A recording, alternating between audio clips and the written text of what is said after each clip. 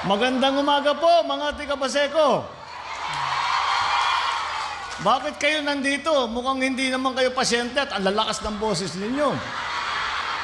Magandang umaga po at kami umiikot. Ipinagmamalaki po sa atin ni Mayor Isko ang kanyang ospital na binago at rehabilitate at ginawang mas moderno. Nagyayabang nga po siya sa akin. Pagdaan-daan namin dito sa ospital, sabi ko may karapatan naman magyabang dahil napakaganda ng ospital ninyo. Ngayon lang ako nakakita ng barangay hospital na luma ang ibang provincial hospital sa Pilipinas. Kaya't napakapalad po natin na meron tayong Mayor Isko na talagang inaalala ang kalagayan ng kanyang mga constituent. Ito po, kaya naman meron siyang ipagmamalaki. Mula nung mabuksan ang Baseco Hospital, binuksan ito 5 September, noong nakarang September.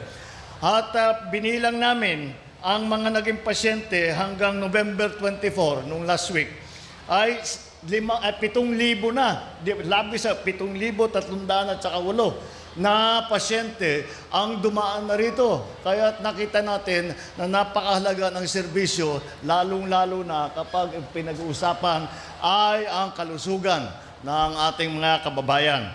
At sa bawat araw, more or less dito, 200-220 na pasyente ang dumadaan dito. Kaya't marami talaga ang nagiging beneficiary dito dahil sa magandang healthcare na ginagawa ng pagkakaisa ng local government at saka ng national government. Alam niyo po, ako po ay lumaki sa local government. 9 na taon po ako naging gobernador ng Ilocos Norte.